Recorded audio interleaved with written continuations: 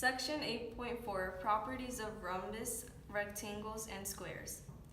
In this section, we learned about the rhombus corollary, which is a quadrilateral, which states that a quadrilateral is a rhombus if and only if it has four congruent sides.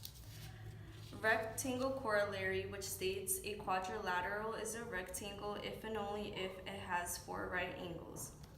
And a square corollary, which states that a quadrilateral is a square if and only if it's a rhombus and a rectangle, meaning that it has four congruent sides and four right angles. Theorem 8.11 states that a parallelogram is a rhombus if and only if its diagonals are perpendicular as shown in the picture.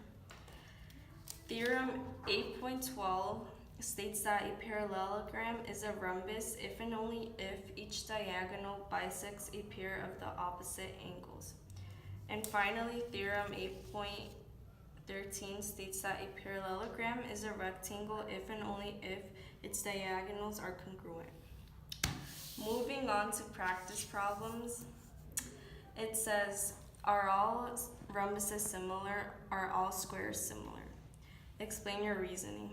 Basically, rhombuses are not similar because in two different rhombuses, there can be like two different angles with like two different values. So like this could be like 2 degrees and this could be like 30, but they're still both rhombuses. But all squares are similar because they all have the same measure of 90 degrees, all their angles. And okay, problem 2. Quadrilateral PQRS is a rectangle. Describe and correct the error made in find the value of x. Okay, so this side says that it's 7x minus 4 degrees, and this side is 3x plus 14 degrees. And to find the whole entire value of the angle of S, you have to add those and equal them to 90 degrees, since this is a rectangle and all rectangles have 90-degree angles. So you set up your equation as 7x minus 4 plus 3x plus 14 equals 90. After that, you move it to each side and then subtract 10 from each side, and you're left with 10x equals 80. And once you do that, you're supposed to divide by 10 and you'll get x equals 8 degrees. And basically, the thing that the students made, which was 7x minus 4 equals 3x plus 14, is wrong because you're supposed to add them and equal them to 90, since all rectangles have 90-degree angles. And then the last problem states that the diagonals of rhombus ABCD intersects at E. Given that measure of angle BAC equals 53 degrees and DE equals 8, find the indicated measure. Okay, so here we're trying to look for DB, which is this line right here. And basically, to find this out, we have to add DE plus,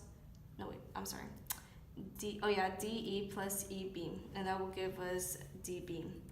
Okay, since DB is a diagonal of the rhombus and consists of two segments, DE and EB. And since it is given that DE is 8, then DE is equal to EB, and EB must also equal 8. And so then from there on, you just do 8 times 2, which will give you DB, and DB is 16. Chapter 8, Section 5. Use properties of trapezoids and kites. A trapezoid, by definition, is a quadrilateral with exactly one pair of parallel sides. The parallel sides are called the bases. The non-parallel sides are the legs of the trapezoid.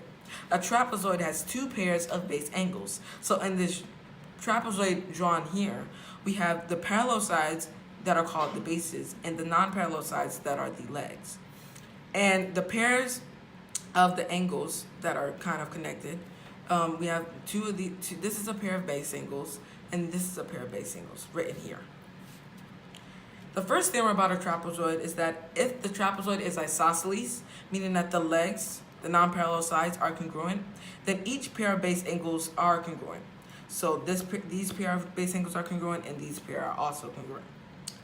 The second theorem is basically the converse, which it says that if one pair of base angles are congruent, then the trapezoid is isosceles. That's the next theorem. The next theorem says that a trapezoid is isosceles if and only if its diagonals are congruent.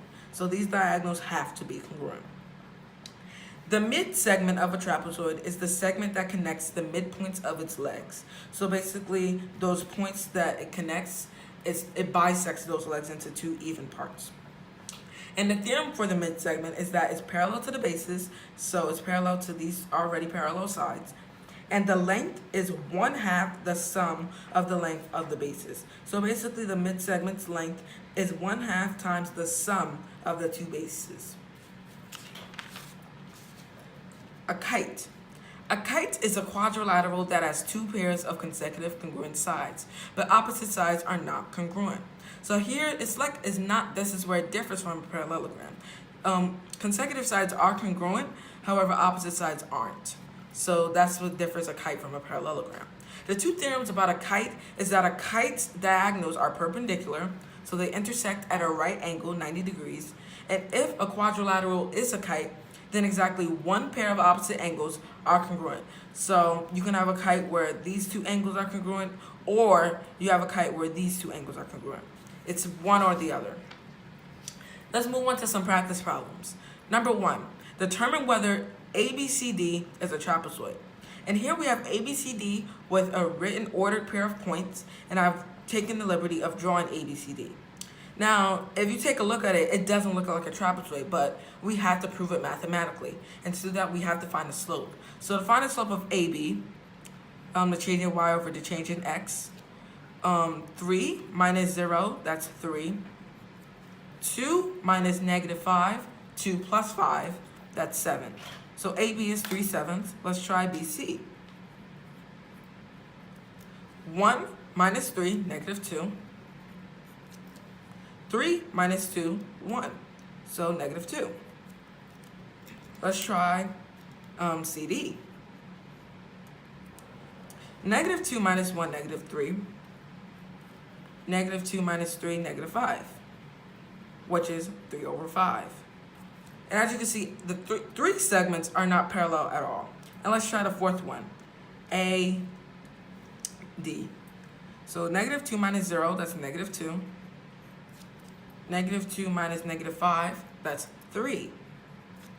As you can see, none of these slopes are at all the same, which is a rule for parallel lines. So this is not a trapezoid. Not a trapezoid. Next one.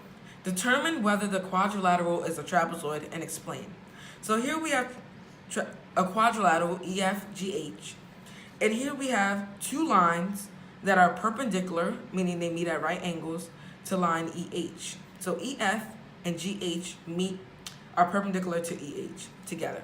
And the rule is that if two lines are perpendicular to the same line, then they are parallel. So then we could also say that EF and GH are parallel. EH and FG are not parallel, so we can conclude that this is a trapezoid because it has one pair of parallel sides.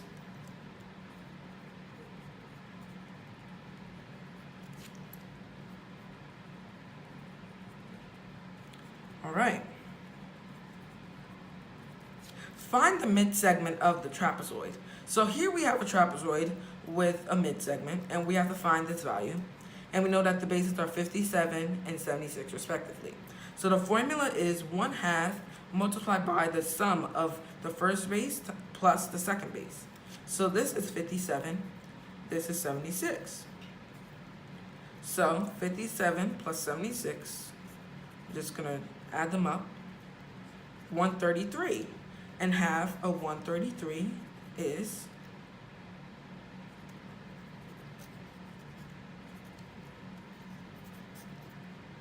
66.6. Section 8.6, Identifying Special Quadrilaterals. In this section, we can review how different quadrilaterals can be subdivided into different categories based on their properties. The first and biggest category would be quadrilaterals. A quadrilateral is a four-sided figure. As we look into this category, we notice that different properties can divide it into smaller subcategories, being a parallelogram, trapezoid, and kite. A parallelogram is a four-sided figure with opposite sides being parallel. A trapezoid is a quadrilateral with only one pair of parallel sides, and a kite is a quadrilateral with two pairs of equal adjacent sides, symmetrical only about its diagonals. As we look deeper into a parallelogram, we can divide it into a rectangle and a rhombus. A rectangle is a figure with four straight sides and four right angles, especially one with unequal adjacent sides in contrast to a square.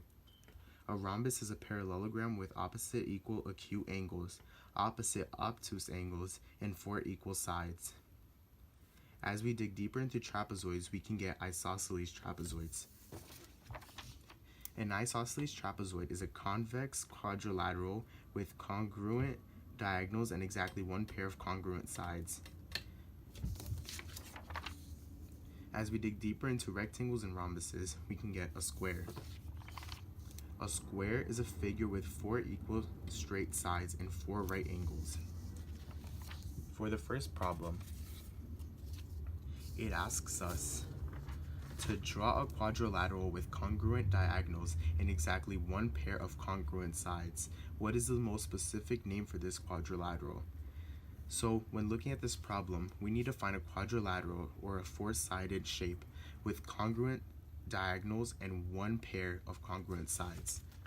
By looking back at the chart and the definitions, we can look at the isosceles trapezoid and realize that an isosceles trapezoid is a convex quadrilateral with congruent diagonals and exactly one pair of congruent sides. Here, it's giving us exactly what we need, which is one pair of congruent sides and congruent diagonals. So the answer to this question would be an isosceles trapezoid.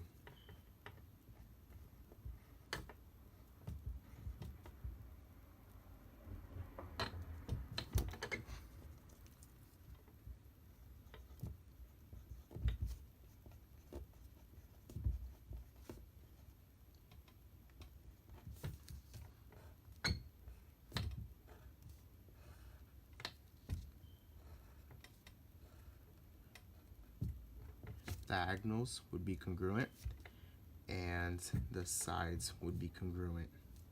These sides would be parallel. On to the next question. This question says, give the most specific name for the quadrilateral.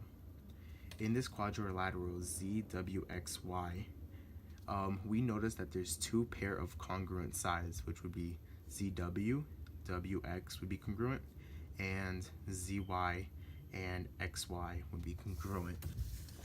As we look at the chart and the definitions, we can look deep into a kite and realize that a kite is a quadrilateral with two pairs of equal adjacent sides, symmetrical only about its diagonals. So, in this shape, we see that there's the two pairs of congruent sides as in the definitions. And if we were to split the shape in half, it is symmetrical. So the answer would be a kite.